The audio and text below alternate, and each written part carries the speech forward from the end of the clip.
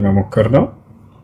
ያን ነው ማድረግ ያለባችሁ እንጂ ስላለፈ ነገር በመጨናነቅ የሚለወጥ ነገር አይኖርም።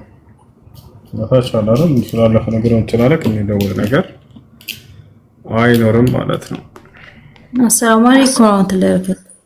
አለይኩም ሰላም ወራህመቱላሂ ወበረካቱ። እንዴት ነህ ኩሱ? ዛሬ ደግሞ አንተ ነው የምትጠየቀው። ቻይገሽ ምንድን ነው ኩሱ?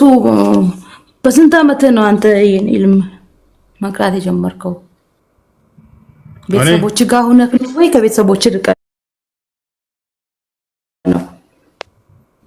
እኔ ቤተሰቦቼ ጋር ሆኜ ነው እዛ ሰፈር ለሰፈር። በስንት ዓመት እስኪ በስራ?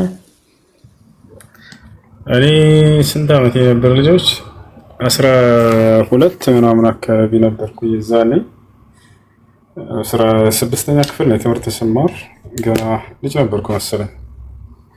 በ12 ዓመቴ ምናምን ነው አባቴ ቁርአን እንድቀራ በጣም ይፈልግ ነበር ልጅ እያለ። ከዛ በታች ባለ ነው እድሜ ላይ እንደ ማንኛውም ህፃናት ልጆች እኔ ነው ወንድሞቼ ምናምን እንድንቀራ በጣም ብዙ ሞከረ ምናምን። በቃ እምቢ አልነው ምናምን። ከዛ መጨረሻ እንደገና ልክ በዚያ እድሜ ላይ ሲሆን ጊዜ ቁርአን ገባኝ። ታሪኩን ከዚህ በፊት ነግሬያቸዋለሁ። ልድገመው? ያስቃል። አልሰማሁኝም። ድገምልኝ። ጭራሽ እቀራለሁ ብዬ አላሰብኩም ነበር። እሺ ማነው ስምህ? ስንት ዓመትህ ነው?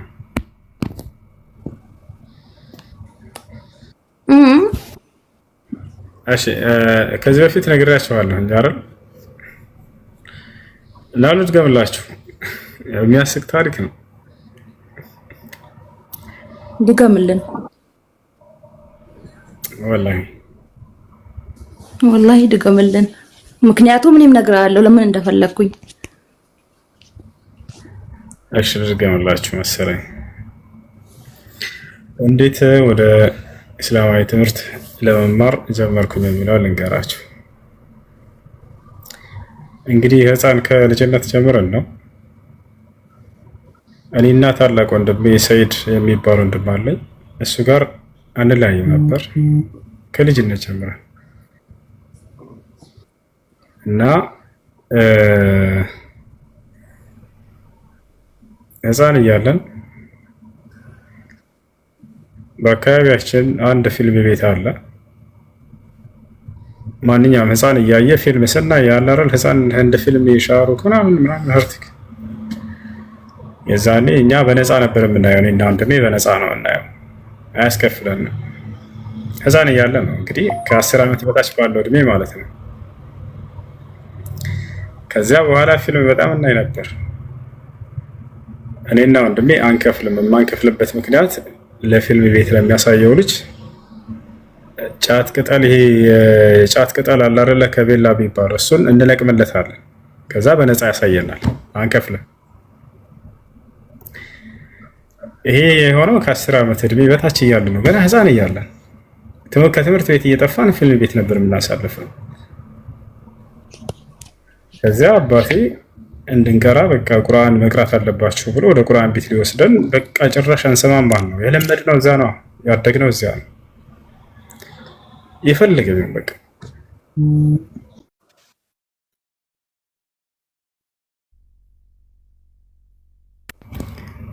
ከዚያ በኋላ ይሰማቸዋል። አዎ ይሰማል። ከዚያ በኋላ ከፊልም ቤት አንወጣም ነበር አስታውሳለሁ። መጨረሻውን አንቀራም ስንለው ጊዜ ጫማችንን ሁሉ ምናምን እንደዚህ ቀማ። ያለ ጫማ እንዴት እንደምትሄዱ ፊልም ቤት አያለው ይላል። ብዙ ደከመ። ለማንኛውም ብዙ ጣረ። እምቢ አልነው አንቀራም ብለን በዛው ተወን። በቃ መጨረሻ ላይ ተስፋ ሲቆርጥ ጊዜ መጨረሻውን ልክ 11 ዓመት ከምናምን አካባቢ 12 ዓመት ሊደርስ አካባቢ ላይ የሆነ ነገር ተከሰተ ከፊልም ቤት ከሚያሳየው ልጅ ጋር ማለት ነው። እስከዚያ ድረስ አስቡት፣ ከ7 ዓመት ምናምን አካባቢ ጀምረን ህፃን እያለን በቀን 3 ጊዜ እናያለን። ጠዋት እናያለን፣ 7 ሰዓት ላይ እናያለን፣ ማታ ላይ እናያለን። ደስ የሚለው ፊልም የሚያሳየው ልጅ መጥፎ ፊልም ሲሆን ልክ ማታ ማታ ምናምን ዛሬ አትገቡም ይለናል። ለምን እንለዋለን? ለእናንተ አይሆንም ይለናል። በቃ ተናደን ምናምን እንሄዳለን። ከዛ መጨረሻውን ልክ በዚያ እድሜ ላይ 12 ዓመቴ ላይ ምን አካባቢ ልደርስ ስል አስታውሳለሁኝ። አንድ ቀን ሳለቅምለት ቀረሁኝ ለፍየሎቹ ቅጠል ከበላ ማለት ነው። የጫት ቅጠል እኛ ሰፈር ነው ጫት ተራ የሚሸጠው በራችን ላይ ነው። እንለቅምለታለን፣ በጆንያ ይዘለት እንሄዳለን። ቀኑን ሙሉ ፊልም ያሳየናል። የዛኔ የአላህ ጸጋ ተመልከቱኝ። ሳለቅም ቀረሁኝና ዝም ብዬ ሄድኩኝ ፊልም ቤት። ብር አለን ጀላቲ ምናምን እየመጠጥኩኝ ያቺ የ10 ሳንቲም ጀላቲ ያለች አይደል? እሷን እየመጠጥኩኝ ምናምን ፍራንክ ይዣለሁ በኪሴ የተረፈኝ። ገባኝ ፊልም ቤት ተቀመጥኩኝ ወንበር ላይ፣ ቀን ላይ የሚታይ ፊልም ምናምን እንደዚህ ለማየት። ከዛ ሂሳብ እየተቀበለ እኔ ጋ ሲደርስ ዛሬ አልለቀምክም አይደለ ሂሳብ አምጣልኝ። እሺ አልኩትና ሰጠሁት። ከሰጠሁት በኋላ እኔ ነገር ካለፈ በኋላ ነው እንደገና እንትን የሚለኝ። እንዴ ለምንድን የተቀበለኝ አልኩት። ፍራንኩ ችግር የለውም ልስጠው፣ ግን ዛሬ ስላለቀምኩለት በአንድ ቀን እንትን እስከ ዛሬ እንትን ያልኩትን ምናምን ብዬ ተናደድኩኝ። በዚህ እልህ ቀስ በቀስ እዛ ቁጭ ብዬ ፊልሙን ማየት አልቻልኩም።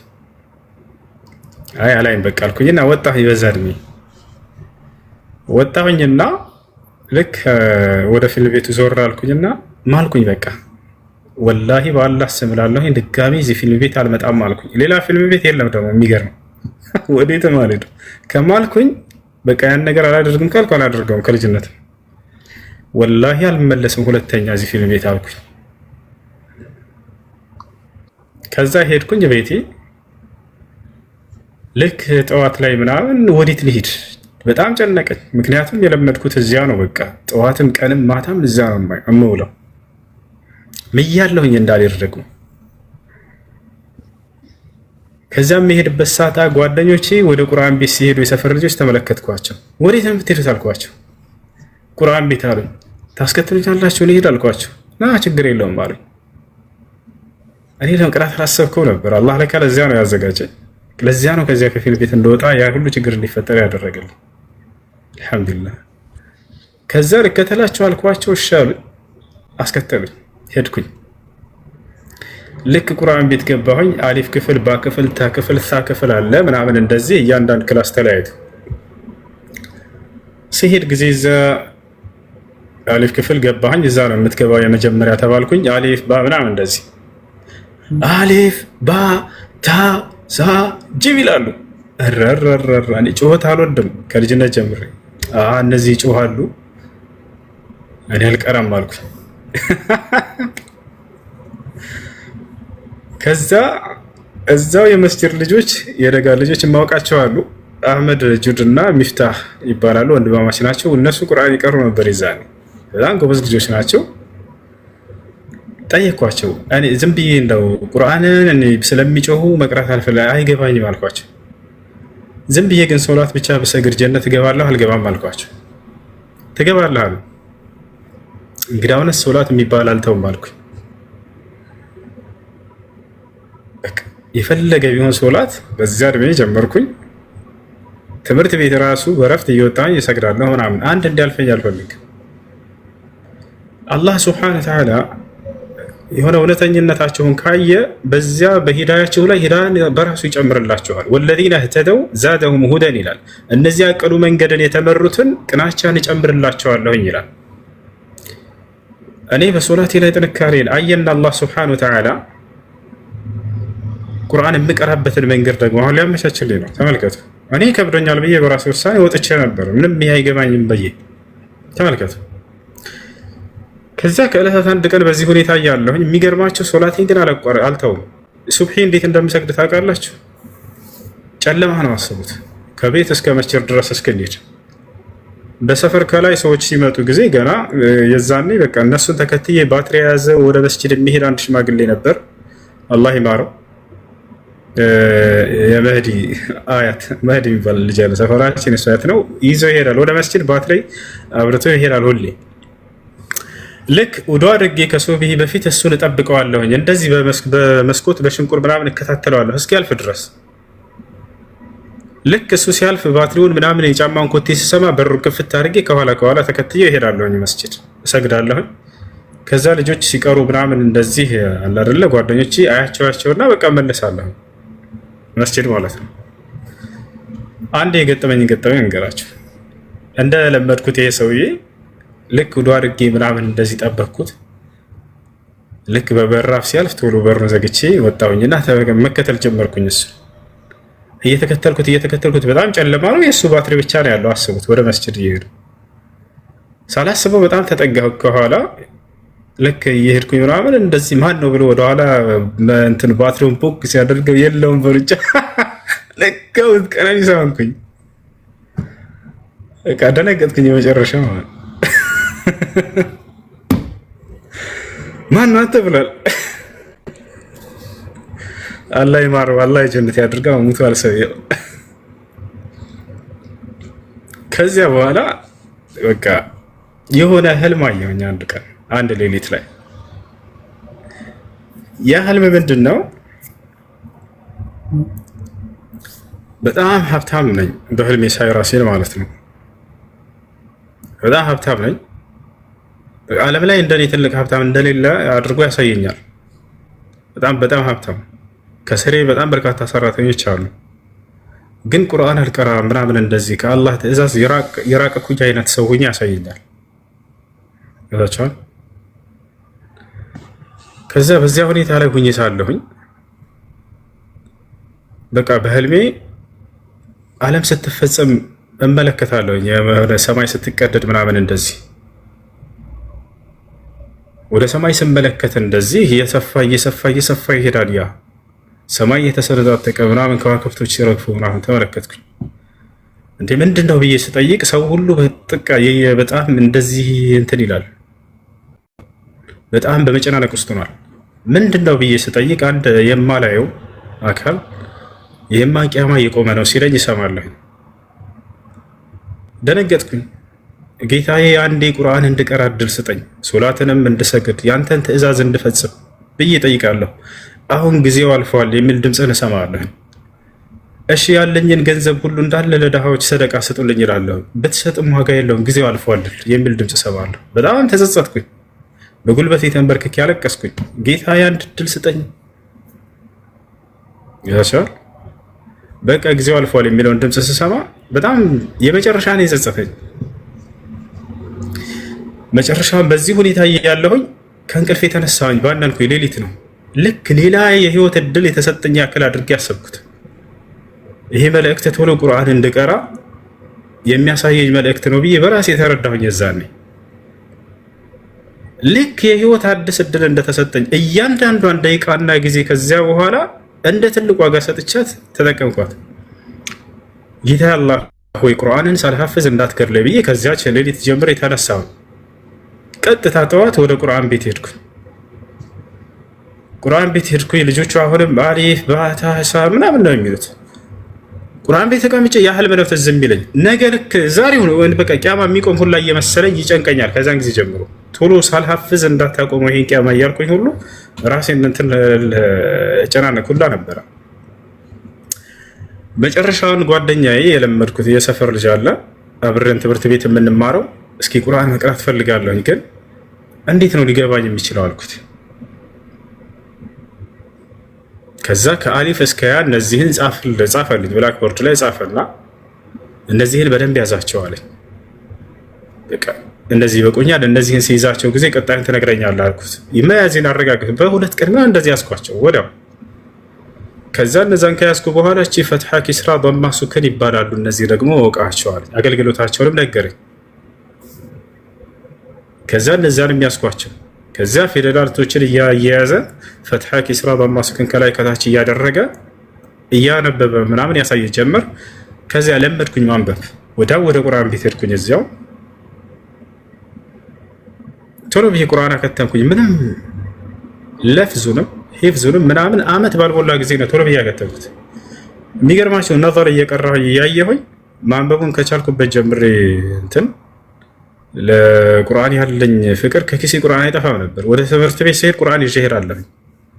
መንገድ ላይ ስሄድ ምናምን እንደዚህ ተማሪዎች በማይበዙበት ሌላ ቀርቀስ የምትባል ሰፈራለች። በዛች አቆራርጬ ቁርአን እየቀራሁኝ ሁላ መንገድ ላይ እሄዳለሁ። በረፍት 15 ደቂቃዋን ትምህርት ቤት ልጆች ሊጫወቱባት ሲወጡ እኔ ትንሽዬ ቁርአን ይዤ ከትምህርት ቤት በታች የሆነ ባህር ዛፍ አለ ጫካ፣ እዛ ገብቼ ቀራባት ነበር። እያየሁኝ ስቀራ ነቨር በቀን የመጀመሪያ ነቨር ማለት ነው ወደ 60 ገጽ 30 ገጽ 40 ገጽ ምናምን ዝም ብዬ ቀራ ነበር። ወደ አከተምኩኝ ጨረስኩኝ። ሂፍዝ ጀመርኩኝ። ሂፍዝም ልክ እንዲሁ ቶሎ ብዬ አከተምኩኝ ጨረስኩኝ። ከዚያ በኋላ ከዛቸው ከሀገሪቱ ምናምን እንደዚህ ከአጠቃላይ ከሂፍዝ ማዕከል እንደዚህ ቁርአን ውድድር ተደረገ። ከሁላቸው አንደኛ ወጣ አልሐምዱሊላህ ከመርከዙ። ከዚያ አዲስ አበባ ሄድኩኝ። ከኢትዮጵያ ምናምን ውድድር ያካሄዳሉ። ከመካ የመጡ ሰዎች አረቦች ናቸው። ከአጠቃላይ ከሁሉም ከኢትዮጵያ ሀፊዞች ምናምን የተውጣጡበት ውድድር የዛሬ 13 ዓመት ምናምን በፊት ነው። በፈረንጆች 2012-13 አካባቢ ላይ የዛኔ ሄድኩኝ። ከኢትዮጵያ ከአጠቃላይ አንደኛ ወጣሁኝ። ከዚያ አንደኛ የወጣ የዑምራ እድል ይሰጠዋል ምናምን ተብሎ ነበር። አረቦች ናቸው መጥተው አስታውሳለሁ። ያን እዚያ ውድድር ላይ ተሳትፈው ነበረ። ሄድኩኝ መካንም መዲናንም ምናምን እንደዚህ ብዙ ቦታ አስጎበኝን ምናምን። ከዛ ያው ያቀሩን ሼክ አብዱልቃድር ይባላሉ። አላህ ጀዛቸውን ይክፈላቸው። እርሳቸው የመን ሼክ ሙቅቢልን አግኝተዋል። ታላቁ ሙሐዲስ እነ ሙሐመድ ብን አብዱልዋሃብ አልወሳቢ ሌሎችም የየመን መሻይኾችን አግኝተዋል። ወለማ ሐደተት ፊትነት አልሐጁሪ ذهب الى السعوديه። ከዚያ በኋላ ሳውዲም ተምረው መጡ። እኛን መጡ ኢትዮጵያ ላይ። ከዚያ ተፍሲር አስተማሩን፣ ኪታቦችን አቀሩን ምናምን እና ይህ ነበር አልሐምዱሊላህ። ማሻአላህ ታድለክ ወላሂ። ለምን እንዳልኩ ገባ ኩዙ የ9 ዓመት ልጅ አለኝ እኔ። እስከ 9 ዓመት ማሻአላህ በትምህርት ከትምህርት ቤት ሰቃይ ነው። አንደኛ የሚወጣ ልጅ ነው ያለኝ እና እኔ ይሄን ብዙም አይደለም ጭንቅላቴ ዘጋ የለም። ኡስታዝ ቀጥሬለት ቁርአን ቤት አስገብቼው ወደዚህ ብንለው ወደዛ ከአመት እስከ አመት ቢበዛማ ወይም ተባረክ በቃ ወይ 1 ጁዝ 2 ጁዝ ከአመት እስከ አመት ወይም ደግሞ 3 ጁዝ ከዛ አይንቀሳቀስም ብዬ ሲያቅተኝ አሁን በቀደም መርከዝ አስገባሁት። መች በቀን 8 ሁለተኛ ወር ላይ ማለት ነው። ዛሬ 6 ቀን ነው አስገባሁትና ልቤ መረጋጋት አቃተው። እንዳላውጣው ወስኜ አስገባሁት። ካስገባሁት በኋላ ደግሞ ጭንቅላቴ እየተረበሸ አዛ አደረገኝ። ምንድነው መፍትሄ ያ ረህማን ብዬ እስኪ ሰዎች እንዴት ነው እስኪ እንደዚህ ኢልምን ይያዙ እንደዚህ ብቁ እየሆኑ ያሉት ልልፈልጌ እኮ ነው እንዴ እየጠየቅኩክ። ምን ትመክረኛለህ እስኪ? እንትን ሂፍዝ ማዕከል እንትን በሉ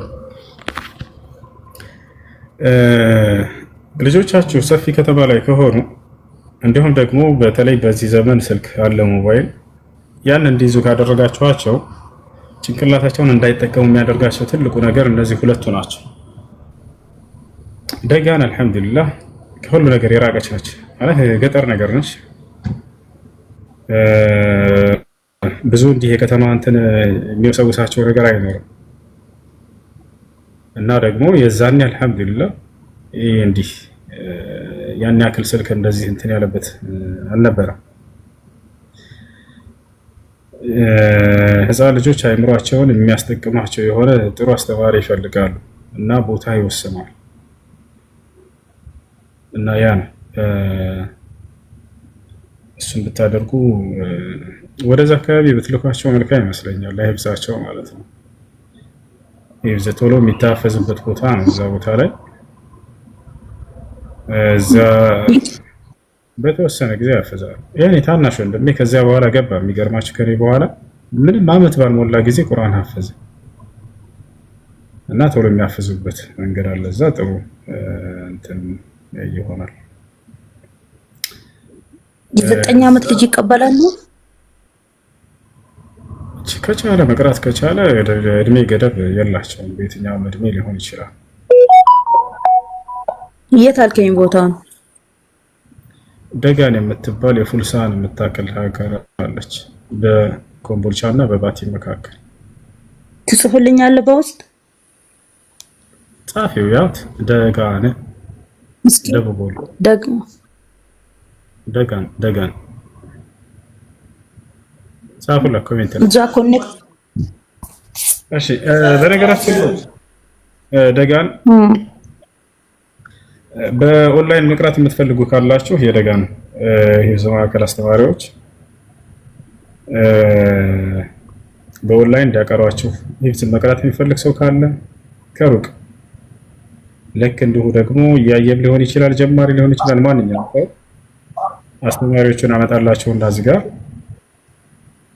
መመዝገብ ካለ ኦንላይን ከነሱ ጋር እንትን የኢንተርኔት ምናምን ትችላቸዋላችሁ። ልክ ሌላ ቦታ ላይ እንትን እንደምትሉት እንደምትከፍሉት ሊሆን ይችላል። እነሱ እንዲያቀሯችሁ የሚፈልግ ሰው ካለ እዚህ አመጣላቸዋለሁ አንድ ቀን አገናኘን። ግን አሁን እኔ ለጊዜው መርከዝ ባቡ ጠያር የሚባል መርከዝ ከምንም ነገር ነፃ የሆነ ልጆቹን እንትን የሚል አስገብቼው አለውኝ። መልካም ነው። ሆነ ጥሩ አስተማሪ እስካሉ ድረስ ይከታተሏቸው። በደንብ የሚያፈዙበትን መንገድ እንትን ይሉላቸው ይበሉላቸው።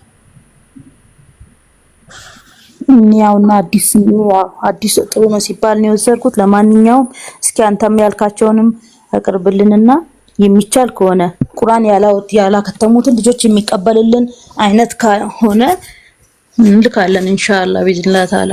እንዳንተ አይነት ልጅማ መፍጠር አለብን እንጂ ብዙ ነፍ እኔ ምንም ማለት አይደለም። እኔ ከዚህ በላይ እንትን ማለት ይችላሉ ልጆች። ትንሽ ስልክ አሁን ካሉት ልጆች ከስልክ ከምን አናገኛቸውም እኮ ብዙ እንደምትለው አይደለም። ልጆች ልጅ ስለሌለ አስታርቋቸው አለ። የማስታረቅን ስራ ስሩ። ፈኢን በገት ኢሕዳሁማ ዐለ ልኡኽራ አንደኛዋ ጭፍራ ግን በሌላኛዋ ጭፍራ ላይ ድንበር ካለፈች ፈቃቲሉ ለቲ ተብጊ ያቺ ድንበር አላፊዋን የምእመናን ጭፍራ ተዋጓት አለ። አየህ አማኝን ብቻ ከሃዲን ብቻ ሳይሆን ተዋጉ ያለው አላህ አማኝም ሆኖ ሰላምን የማይፈልግ ከሆነ ወሰን የሚያልፍ ከሆነ በሰላማዊ ሰዎች ላይ ይህንን ጂሃድ አድርጉት ተዋጉታል። ስለዚህ ጂሃድ ግንዛቤው ምን እንደሆነ ተረዳህ? ወሰን ኃላፊዎችና ሰላምን የሚበክሉ ሰዎችን እነርሱን አቁሙ፣ ይህን ረብሻችሁን ለማለት የተደነገገ የሆነ መንገድ ነው ጂሃድ ብሎ ማለት።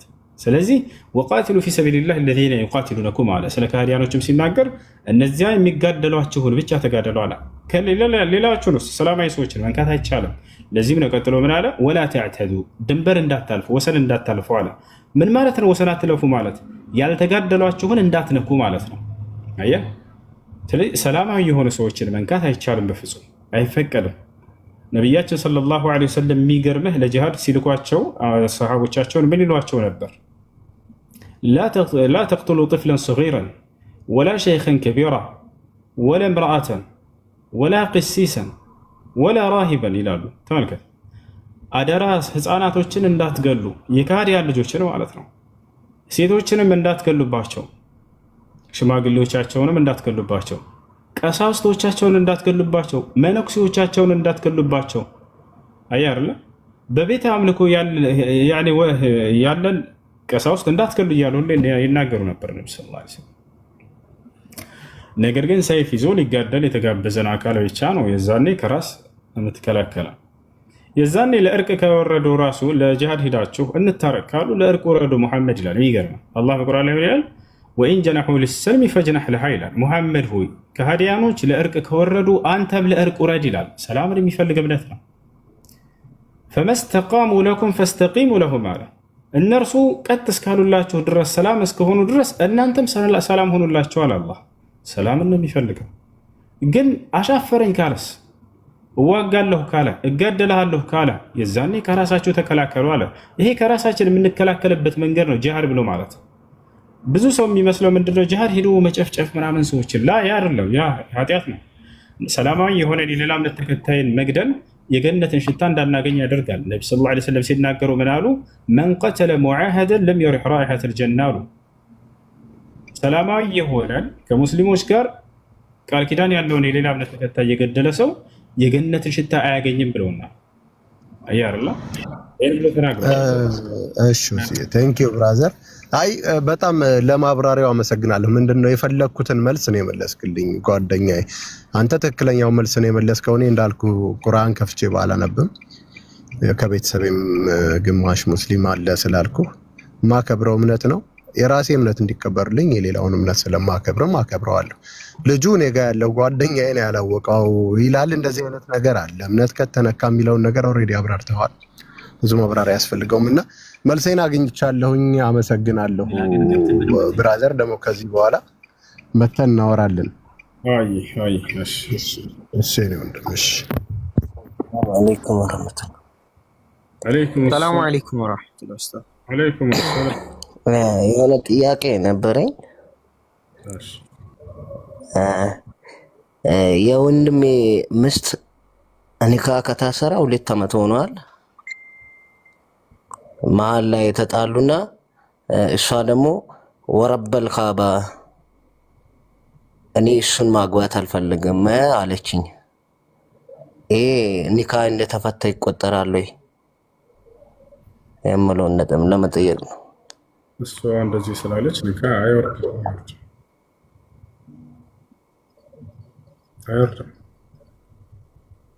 ኦኬ እሱን ለመጠየቅ ነበር።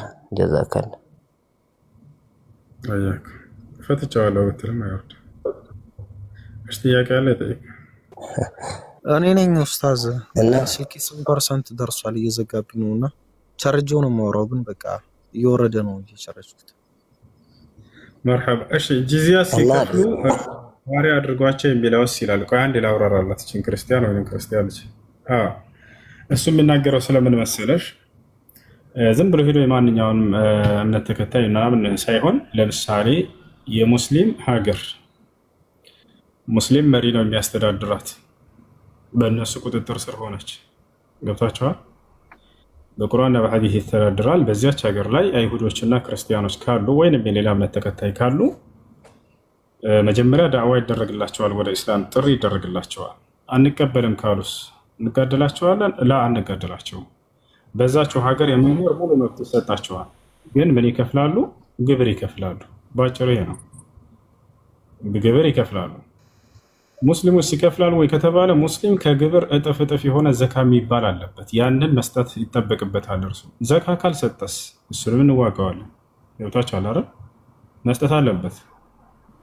ያ ነው። ስለዚህ ሁላቸውም ያን የሚከፍሉትም እነዚህ የሌላ እምነት ተከታዮች ምንድን ነው ከተባለ መቼም አንድ ሀገር ላይ ሲኖር ጊዜ አንድ ግለሰብ ለሀገሪቱ ማስጠበቂያ የሚሆን የወታደር የፖሊስ የብዙ አለበት መንግስት። ያንም ደግሞ የሚከፍለው ከህዝቡ በሚገኘው ነው አይደለ? የዛኔ እነዚህ ሰዎች የሚከፍሉት ዞሮ ዞሮ ለምንድን ነው ከተባለ ለራሳቸው ደህንነት ማስጠበቂያ እንጂ ሌላ አይደለም። ግብር የሚከፍሉት ማለት ነው። ቦታቸዋል። ያን አልከፍልም ቢል የአንድ ሀገር መንግስት ግብር አልከፍልም ቢል ዶክተር አብይ እዛ ይለቀዋል ሰውየውን። እያንዳንዱ ነጋዴ ዛሬ ግብር ይከፍላል አይደለ? ለሚሰራበት ሀገሪቱ ላይ ያን አልከፍልም ቢል በሰላም መስራት ይችላል? አይችልም። አይችልም። ይዘጋበታል፣ እስኮ እርምጃ ይወስድበታል። የተለየ ነገር አይደለም ኢስላም ያስቀመጠ ይሄን ነው። ግብር እየከፈሉ ይኑሩ አለ። በቃ ገብታችኋል? እምነታቸውን ማስለቀቅ ይቻላል ወይ? አይቻልም በፍጹም። ግብር ከፍለው እምነታቸውን በስነ ስርዓት በዛች በሀገሪቱ ላይ ማስኬድ ይችላሉ፣ መቀጠል ይችላሉ። ያ ነው ሐታ يعطوا الجزية وهم የሚናገረው። እሺ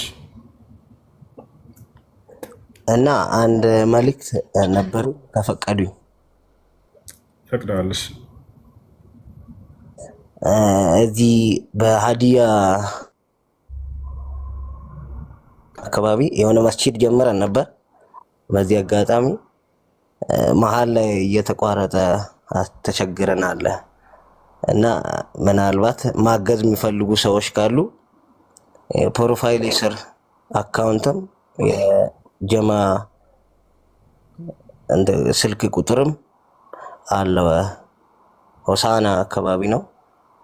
ማገዝ የሚፈልግ ካለ በዚህ አጋጣሚ በምለው ነው።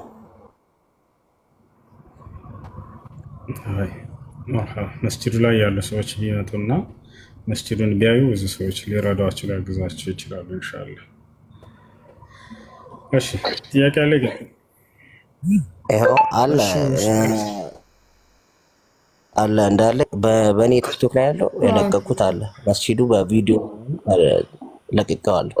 ጀዛከላ። እሺ ጥያቄ አላስቀጥልም። እሺ ኡስታዝ ቅድም እንደነገርኩህ አንዴ ይቀጥል። ከታች ያለው ልጅ እሺ ወንድም ቀጥል። ቅድም እንደነገርኩህ ሰለምቴን እና ያኒ እኔና እናቴ ቅርብ ጊዜ ነው የሰለምን። ፋዘር አሁንም ካፊር ነው፣ ያኒ አልሰለምም፣ በክፍረት ላይ ነው ያለና እኔ ቅርብ ጊዜ ወደ አረብ ሀገር መጥቼ ነበር። እዚህ በባህር ምናምን መጥቼ ነበር ሳውዲ አረቢያ። አሁን ለበዓል ምናምን ለሱ ብር ብልክለት ያኒ ከተውሂድ ጋር ያኒ ከአቂዳ ጋር የሚያነካከኝ ነገር ነው። ወከዛሊክ በዓል ሲደርስ ያኒ እንኳን አደረሰ ምናምን ብለው ወንጀል ይሆንብኛል። እሺ እናንተ ከሰለማችሁ ቤተሰቦቻችሁ ካልሰለሙ የዛኔ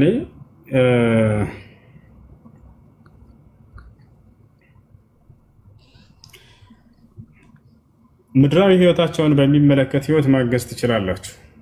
የሚበላ የሚጠጣ የሚለበስ መጠለያ መታከሚያ ምናምን ሁሉ በሁለት ጊዜ ሲቀር፣ አንደኛ የበዓል ጊዜ ሲቀር የዛኔ እነዚህ በዓላቶች ክህደት ስለሆኑ ከኢስላም አንጻር ለዚያ ለክህደት ተግባር ማገዝ አይቻልም። አምላክ ሞቷል ብሎ ሲያከብር አባትህ አምላክ የሞተበት ጊዜ ወይንም አምላክ የተሰቀለበት አምላክ የተነሳበት ትንሣኤ እያለ ሲያከብር ወይንም አምላክ የተወለደበት እያለ ሲያከብር እንኳን አምላክህ ተወለደ ብሎ ሙስሊም አያግዝም። ይልቁንስ አንተ የዛኔ ምንድነው ዳዕዋ አድርግ። አምላክ ላይ እንዴት ናችሁ ቤተሰብ? አምላክ እንደማይሞት አምላክ እንደማይገደል አምላክ እንደማይሰጥ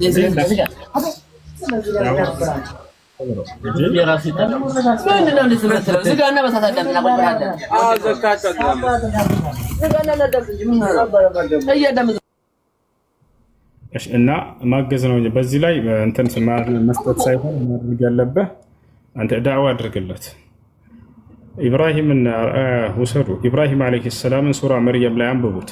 አባቱን እንዴት አድርገው ሲያስተምረውት ሲጠራው እንደነበረ ያ አበቲ ይለዋል። አባዬ ሆይ ኢኒ ቀድ ጃአኒ ሚነል ዒልሚ ማ ለም የእቲክ፣ ወደ አንተ ያልመጣልህ እውቀት ወደ እኔ መጥቶልኛልና ፈተቢዕኒ ተከተለኝ፣ አህዲከ ሲራጠን ሰውያ፣ ቀጥተኛውን መንገድ መራህ ዘንድ ይለው ነበር። ከሱ በፊት ምን አለው? ያ አበቲ ላ ተዕቡድ ሸይጣን፣ ያ አበቲ ሊመ ተዕቡዱ ማ ላ የስመዑ ወላ ዩብሲር ወላ ዩግኒ ዐንከ ሸይአ። አባዬ ሆይ ሊጠቅምህ ሊጎዳህ የማይችል ሊያይህ ሊሰማህ የማይችልን ግዑዝ ነገር ቀርጸህና ስለህ ለምን ለዚህ ትሰግዳለህ እያለ ያስተምረው ነበር። እነዚያ ምን ያደርጉ ነበር? ያለፉት ሰዎች በመካከላቸው ጻድቅ ናቸው ቅዱስ ናቸው ብለው የሚያስቧቸውን አካሎችና መላእክቶችን እየሳሉና እየቀረጹ ለእነዚያ ይሰግዱ ነበር። ዛሬ አብርሃም ቢመጣ ምንድን ነው የሚለው?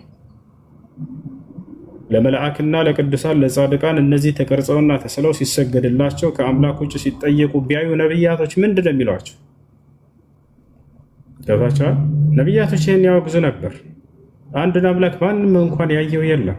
ማንም ሊገድለው ሊሰቅለው አይችልም።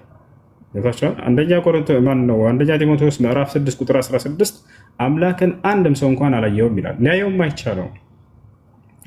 ማንም ሊቀርበው በማይችል ብርሃን ውስጥም ይኖራል። ክብር ለእርሱ እስከ ዘላለም ይሁን አሜን ይላል። አንድም ሰው አላየውም እየተባለ አይ አምላክ ታይቷል፣ ተገድሏል፣ ተሰቅሏል ብሎ ማመን ምን ማለት ነው? ከነቢያት መንገድ ጋር ለዚያ ለአንዱ አምላክ እንድንሰግድ ነው ነቢ ሰለላሁ ዐለይሂ ወሰለም መጥተው የመጨረሻን ዘመን ነቢይ አላህ ያስነሳቸው። የነቢያትን መንገድ ሂድና ዳግም ለሰዎች ስበክ ብሎ ላካቸው። አምላክ የአብርሃም የኢስሐቅ የያዕቁብን አምላክ ያን አንዱን አምላክ አይሞትም፣ አይገደልም፣ አይሰቀልም፣ አይወለድም፣ አይወልድም። እርሱ ይፈጥራል፣ ያስገኛል፣ ነገራቶችን ካለመኖር ወደ መኖር ያመጣል። መሲሁንም ሆነ ማርያምን እንዲሁም ገብርኤልን፣ ሚካኤል እነዚህ ሁሉ ያስገኛቸው አንዱ አምላክ ነው። ገባችኋል? ይህ ነው እንዳጠቃላይ አስተምረው እንጂ አባትህን በዚህ በክህደት መንገድ ላይ አታግዝም።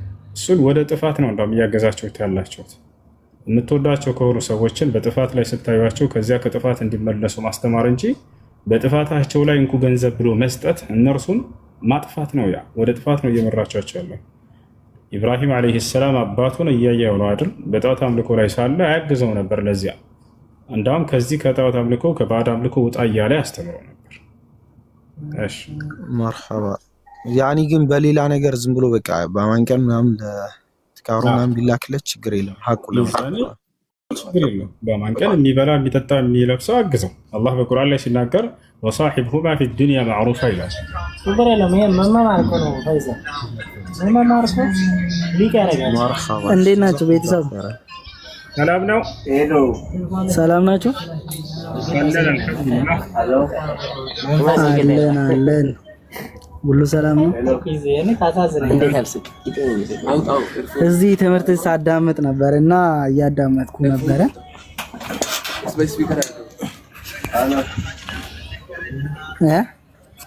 እሺ እየሰማሁ ነው። ቀጥል።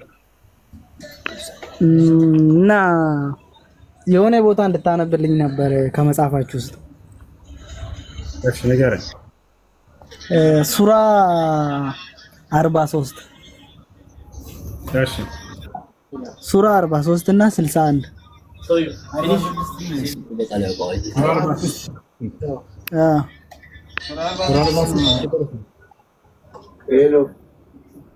ያ ሱራ 43 ቁጥር ስንት? ቁጥር 61 ሱራ 41 ታነባዋለህ ወይንስ ላንብብልህ? አንተ ጋር ይዘው ከሆነ አንብበው፣ ችግር የለም። አይ አንብብልኝ እና ፍቹን ትነግረኛለህ። እሺ ችግር የለም። ሰላም ከ61 ነው።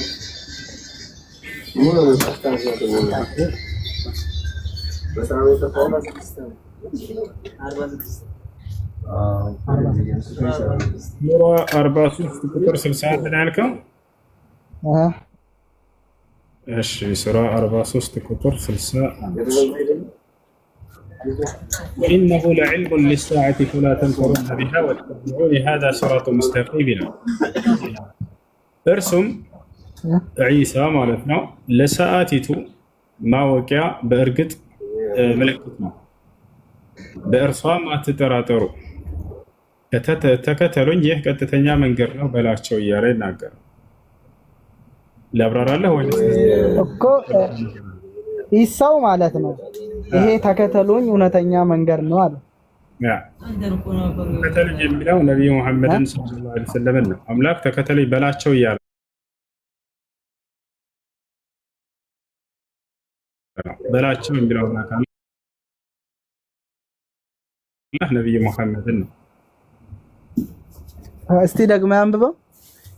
እርሱም ዒሳ ለሰዓቲቱ ማወቂያ በእርግጥ ምልክት ነው፣ በእርሷም አትጠራጠሩ።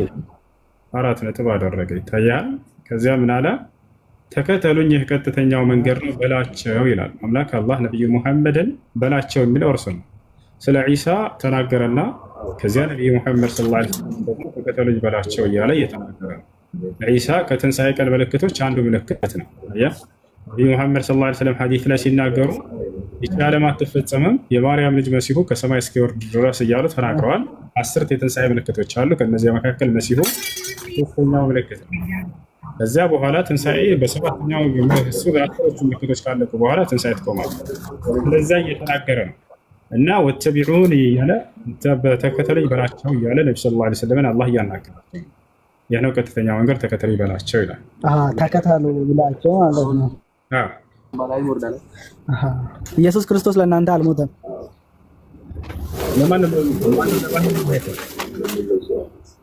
አልሞተም። ኢየሱስ ክርስቶስ አልሞተም፣ አልተሰቀለም። ኢየሱስ ክርስቶስ አልሞተም፣ አልተሰቀለም ብለን ነው ምናምን፣ ግን ተወልዷል። አዎ ተወልዷል።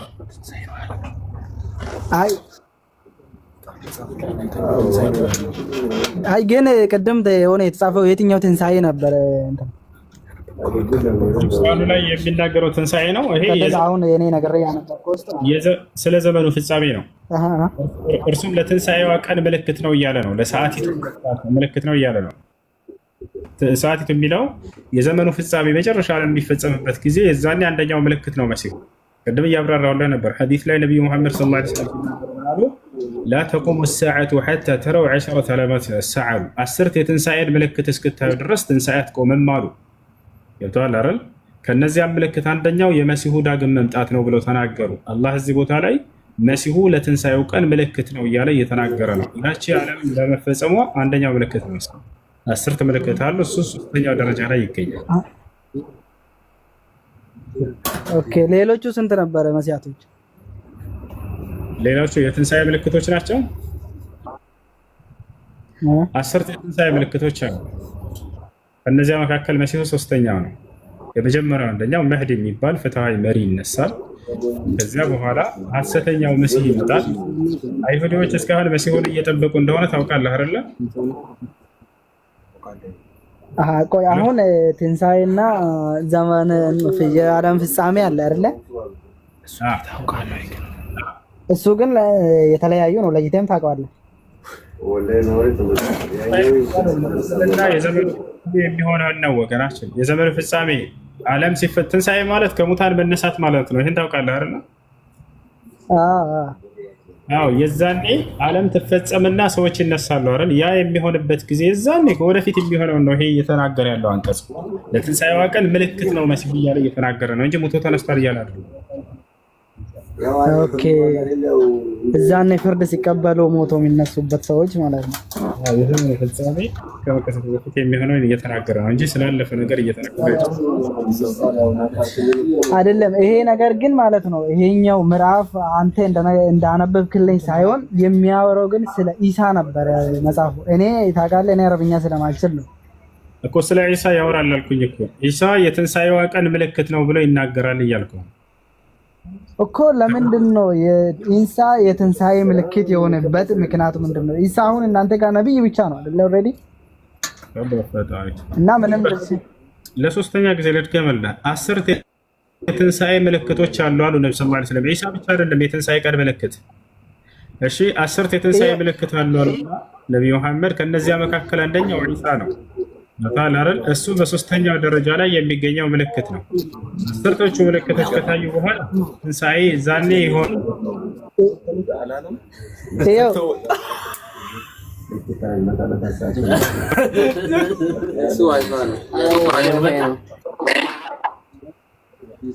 ይሰማል። ይቆራረጣል እንጂ ይሰማል። ይኸው ቀጥታ አብዛኛው ምዕራፍ ላይ ማለት ነው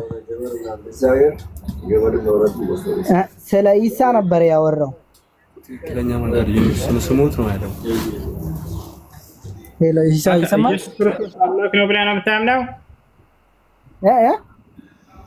ኢየሱስ ክርስቶስ አምላክ ነው ብለህ ነው የምታምነው? አዎና እንዴ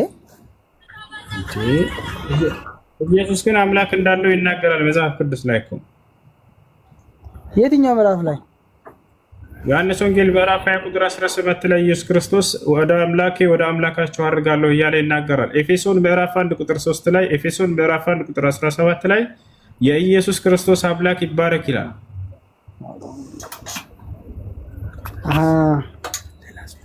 ሌላስ? ስለዚህ ምን ትላለህ? ኢየሱስ ክርስቶስ አምላክ እንዳለ ይናገራል። ምን ትላለህ? እዛ ጋር ኢየሱስ ክርስቶስ አምላክ እንዳልሆነ የተናገረው። ያው ስለዚህ አምላኩ ማን ነው? የኢየሱስ ክርስቶስ አምላክ። ኦኬ ኢየሱስ ክርስቶስ ሲወለድ እዚህ ኢየሱስ ክርስቶስ መምጣቱ ሐሳቡ ምን ነበር? ኢየሱስ ክርስቶስ ወደ ምድር መምጣቱ ስለ ሐሳቡ በኋላ እናወራለን። አምላኩ ማን ነው እያልኩኝ ነው። አምላክ የለውም ስላልክ ነው ቅድም። አምላክ እንዳለው አመንካውን በቃሉ መሰረት ኖ እኔ አምላክ ብዬ ነው ማምነው። ነገር ግን አምላክ አለኝ ይላል ኢየሱስ። ላሳይህ፣ ቃሉን ታነባዋለህ? እስቲ ንገረኝ። ዮሐንስ ወንጌል ምዕራፍ 20 ቁጥር 17 ላይ ወደ አምላኬ ወደ አምላካችሁ አድርጋለሁ ይላል። ቆይ ላሳይህ አንድ ጊዜ እንድታየው። አንተ ይለኝ እንደታውዳ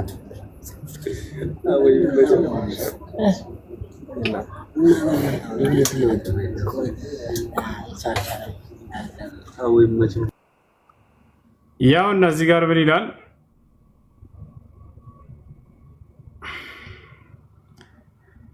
ይታያል።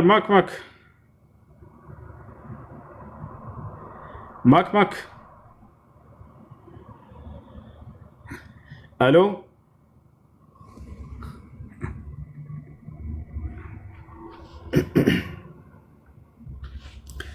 እሺ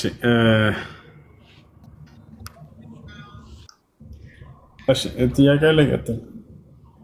ለማንኛውም አምላክ ወራህመቱላሂ ወበረካቱ። ኢየሱስ ክርስቶስ አምላክ ያለው ሰው ነው። ሰው ነኝ ብሎ ቃል በቃል ይናገራል። አምላክ አለኝ ብሎ ቃል በቃል ይናገራል። ቆም ብላችሁ አስቡ ክርስቲያኖች። እኔ ሰው ነኝ አለ ኢየሱስ። ዮሐንስ ወንጌል ምዕራፍ 8 ቁጥር 40 ላይ እኔ ከእግዚአብሔር የሰማሁትን እውነት የምነግራችሁ ሰው ነኝ አለ። አምላክ አለኝ ይላል ቃል በቃል። ወደ አምላኬ ወደ አምላካችሁ አድርጋለሁ እያለ ይናገራል። እሺ፣ ስለዚህ አምላክ ያለው እሱ አምላክ አይደለም ማለት ነው። ለአምላክ አምላክ አይኖረውም።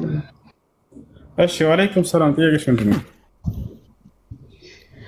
ሁሱን የምኖረው ሳውዲ ነው። እኔ ዱባይ ነው። ለብዙ ዓመታት ወደ 9 ዓመት ኖር ያለሁኝ።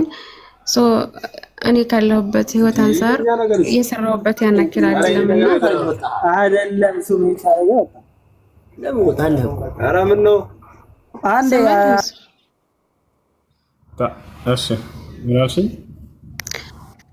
እኔ የምኖረው ሳውዲ ነውና ለ9 ዓመት ሰርቻለሁ። ሳውዲ ላይ የሰራሁበት በማይሆን መንገድ ላይ ወደ ዜሮ ተመድሻለሁኝና ከ9 ዓመት በላይ መስራት ታቃቴ። በእርግጥ ስራ አለኝ። እኔ ቤት ነው የምንሰራው ያው ሱዲ ስንኖርና ውጭ ላይ ስራ መስራት ፈልጌ ነበረ።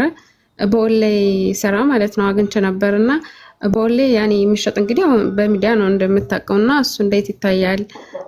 ደሞ ቤት ላይ ነው የምሰራው ግን አልቻልኩም። ያኔ አቃተኝ። በኦንላይ ስራ ብሰራ እንዴት ይታያል? ፊትሽን ምናምን እንደዚህ ሰዓት ገልጭ ምናምን ከግርዶሽ በስተጀርባ ሆነሽ ሐላል የሆኑ ስራዎችን መስራት ችግር የለውም። ኦኬ።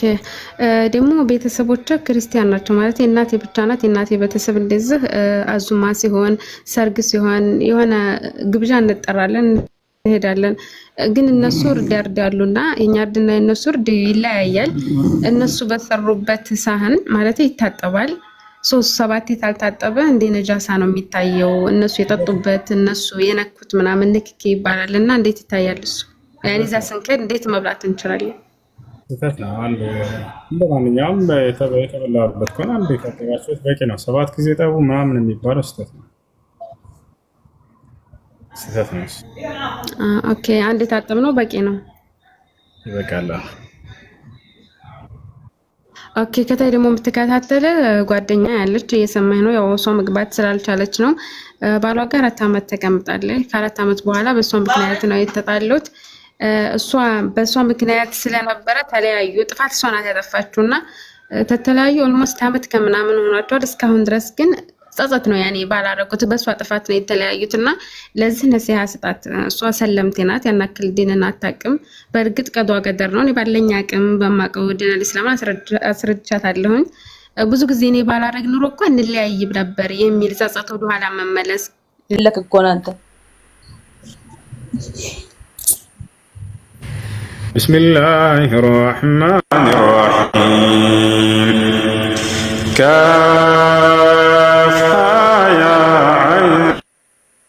صاد ذكر رحمة ربك عبده زكريا إذ نادى ربه نداء خفيا قال رب إني وهن العظم مني واشتعل الرأس شيبا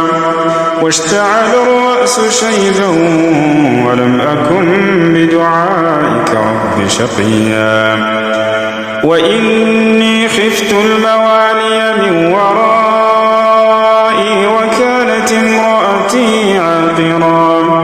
وكانت امرأتي عاقرا فهب لي من لدنك وليا يرثني ويرث من آل يعقوب واجعله رب رضيا يا زكريا إنا نبشرك بغلام اسمه يحيى لم نجعل له من قبل سميا قال رب أنى يكون لي غلام وكانت امرأتي عاقرا وقد بلغت من الكبر عتيا قال كذلك قال ربك هو علي هين وقد خلقتك من قبل ولم تك شيئا قال اجعل لي آية قال آيتك ألا تكلم الناس 3 ليال سويا فخرج على قومه من المحراب فأوحى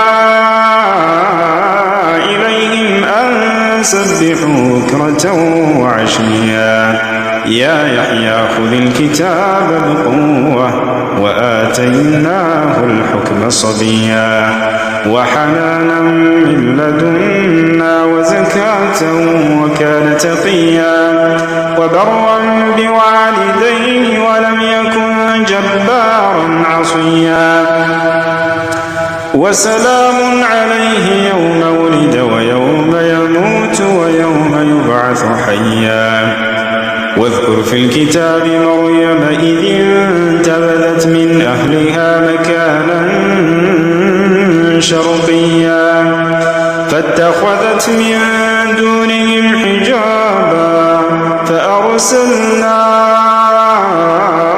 إليها روحنا فتمثل لها بشرا سويا قالت إني أعوذ بالرحمن منك إن كنت تقيا قال إنما أنا رسول ربك لأهب لك غلاما زكيا قالت أنى يكون لي غلام ولم يمسسني بشر ولم أك بغيا قال كذلك قال ربك هو علي هين ولنجعله آية للناس ورحمة منا وكان أمرا مقضيا فحملته فانتبذت به مكانا قصيا فأجاءها المخاض إلى جذع النخلة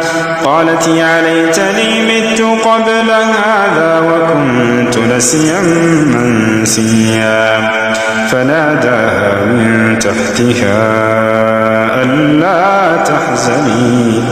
ألا تحزني قد جعل ربك تحتك سريا وهزي إليك بجذع النخلة تساقط عليك رطبا جنيا فكلي واشربي وقري عينا فإما ترين من البشر أحدا فقولي إني نذرت للرحمن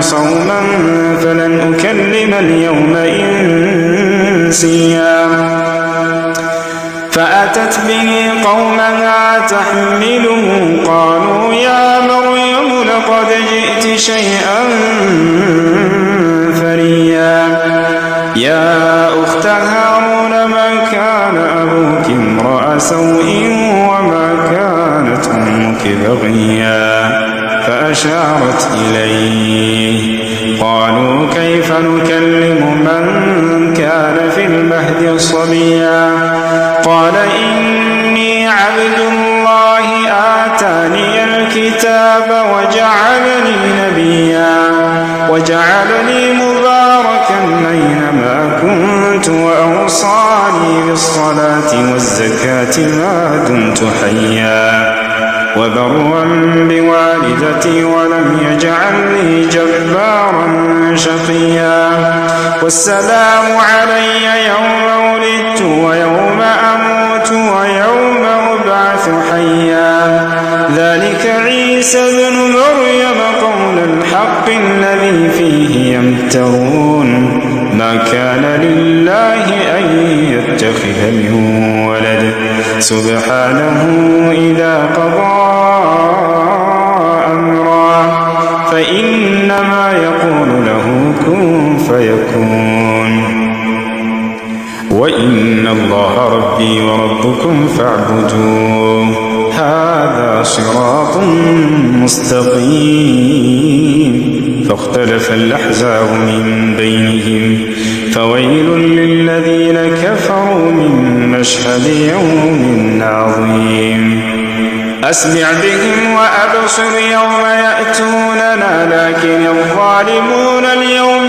في ضلال مبين وأنذرهم يوم الحسرة إذ قضي الأمر وهم في غفلة وهم لا يؤمنون إنا نحن نرث الأرض ومن عليها وإلينا يرجعون واذكر في الكتاب إبراهيم إنه كان صديقا نبيا إذ قال لأبيه يا أبت لم تعبد ما لا يسمع ولا يبصر ولا يغني عنك شيئا يا أبت إني قد جاءني من العلم ما لم يأتك فاتبعني أهدك صراطا سويا يا أبت لا تعبد الشيطان إن الشيطان كان للرحمن عصيا يا أبت إني أخاف أن يمسك عذاب من الرحمن فتكون للشيطان وليا قال أراغب أنت عن آلهتي يا إبراهيم لئن لم تنته لأرجمنك واهجرني مليا قال سلام عليك سأستغفر لك ربي إنه كان بي حفيا وأعتزلكم وما تدعون من دون الله وأدعو ربي عسى ألا أكون بدعاء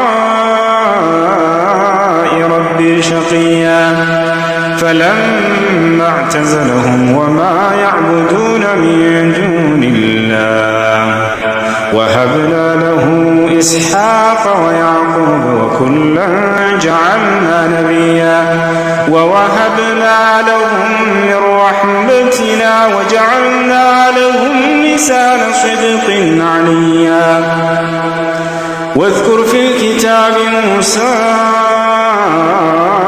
إنه كان مخلصا وكان رسولا نبيا وناديناه من جانب الطور الأيمن وقربناه نجيا ووهبنا له من رحمتنا أخاه هارون نبيا واذكر في الكتاب إسماعيل إنه كان صادق الوعد وكان رسولا نبيا وكان يأمر أهله بالصلاة والزكاة وكان عند ربه مرضيا واذكر في الكتاب إدريس إنه كان صديقا نبيا ورفعناه مكانا عليا أولئك الذين أنعم الله عليهم من النبيين من ذرية آدم وممن حملنا مع نوح ومن ذرية إبراهيم وإسرائيل وممن هدينا واجتبينا إذا تتلى عليهم آيات الرحمن خروا سجدا وبكيا فخلف من بعدهم خلف أضاعوا الصلاة واتبعوا الشهوات فسوف يلقون غيا إلا من تاب وآمن وعمل صالحا فأولئك يدخلون الجنة ولا يظلمون شيئا جنات عدن التي وعد الرحمن عباده بالغيب إنه كان وعده مأتيا لا يسمعون فيها لغوا إلا سلاما ولهم رزقهم فيها بكرة وعشيا تلك الجنة التي نورث من عبادنا من كان تقيا وما نتنزل إلا بأمر ربك له ما بين أيدينا وما خلفنا وما بين ذلك وما كان ربك نسيا رب السماوات والأرض وما بينهما فاعبده واصطبر لعبادته هل تعلم له سميا ويقول الإنسان وإذا ما مت لسوف أخرج حيا أولا يذكر الإنسان أنا خلقناه من قبل ولم يك شيئا فوربك لنحشرنهم والشياطين ثم لنحضرنهم حول جهنم جثيا ثم لننزعن من كل شيعة أيهم أشد على الرحمن عتيا ثم لنحن أعلم بالذين هم أولى بها صنيا وإن منكم إلا واردها كان على ربك حتما مقضيا ثم ننجي الذين اتقوا ونذر الظالمين فيها جثيا وإذا تتلى عليهم آياتنا بينات قال الذين كفروا للذين آمنوا أي الفريقين خير مقاما وأحسن نديا وكم أهلكنا قبلهم من قرن هم أحسن أثاثا ورئيا قل من كان في الضلالة فليمدد له الرحمن مدا حتى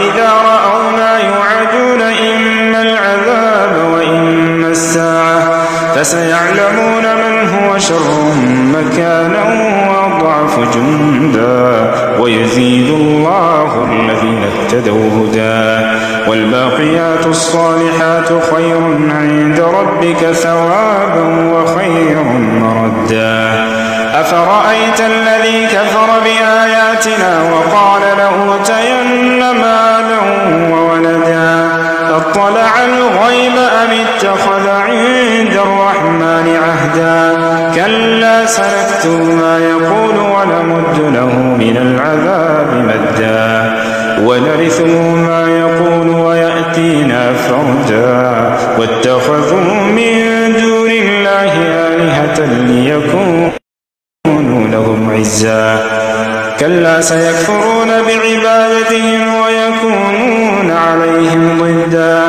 ألم تر أنا أرسلنا الشياطين على الكافرين تؤزهم مزا فلا تعجل عليهم إنما نعد لهم عدا يوم نحشر المتقين إلى الرحمن وفدا ونسوق المجرمين إلى جهنم وردا لا يملكون الشفاعة إلا من اتخذ عند الرحمن عهدا وقالوا اتخذ الرحمن ولدا لقد جئتم شيئا إدا تكاد السماوات يتفطرن منه وتنشق الأرض وتخر الجبال هدا أن دعوا للرحمن ولدا وما ينبغي للرحمن أن يتخذ ولدا إن كل من في السماوات والأرض إلا آتي الرحمن عبدا لقد أحصاهم وعدهم عدا وكلهم آتيه يوم القيامة فردا إن الذين آمنوا وعملوا الصالحات سيجعل لهم الرحمن ودا فإنما يسرناه بلسانك لتبشر به المتقين وتنذر به قوما لدا وكم أهلكنا قبلهم من قرن هل تحس منهم من أحد أو تسمع لهم ركزا.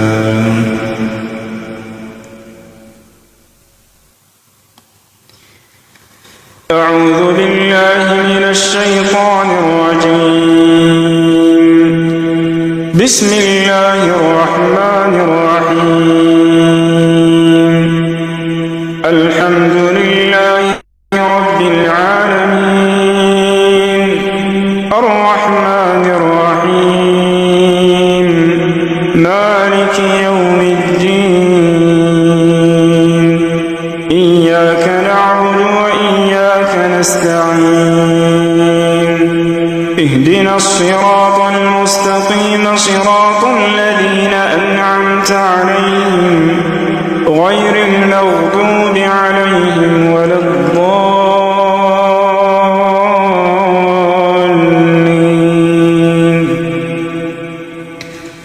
الحمد لله رب العالمين الرحمن الرحيم مالك يوم الدين إياك نعبد وإياك نستعين اهدنا الصراط المستقيم صراط الذين أنعمت عليهم غير المغضوب عليهم ولا الضالين.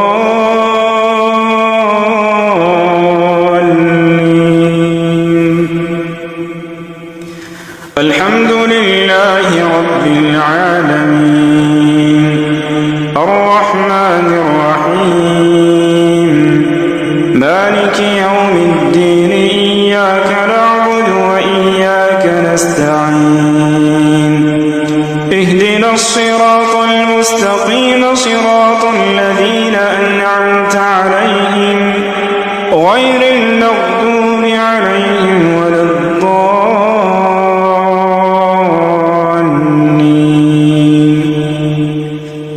الحمد لله رب العالمين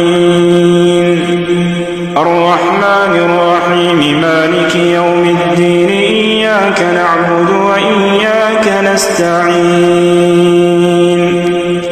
اهدنا الصراط المستقيم صراط الذين أنعمت عليهم غير المغضوب عليهم ولا الضالين.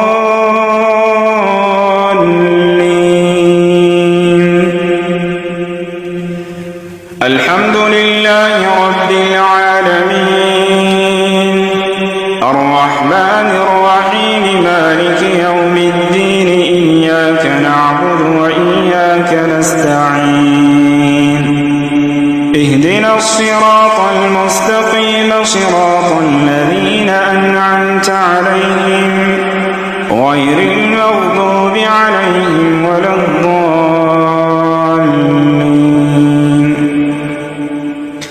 الحمد لله رب العالمين الرحمن الرحيم مالك يوم الدين إياك نعبد وإياك نستعين اهدنا الصراط المستقيم صراط الذين أنعمت عليهم غير المغضوب عليهم ولا الضالين. الحمد لله رب العالمين الرحمن الرحيم مالك يوم الدين إياك نعبد وإياك نستعين اهدنا الصراط المستقيم صراط الذين أنعمت عليهم غير المغضوب عليهم ولا الضالين.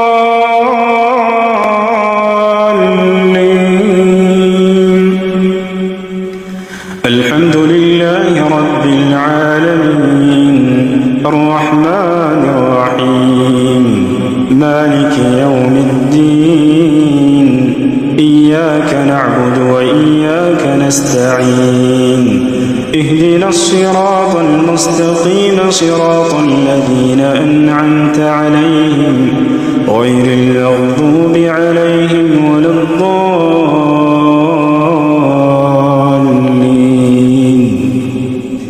الحمد لله رب العالمين الرحمن الرحيم مالك يوم الدين إياك نعبد وإياك نستعين اهدنا الصراط المستقيم صراط الذين أنعمت عليهم غير المغضوب عليهم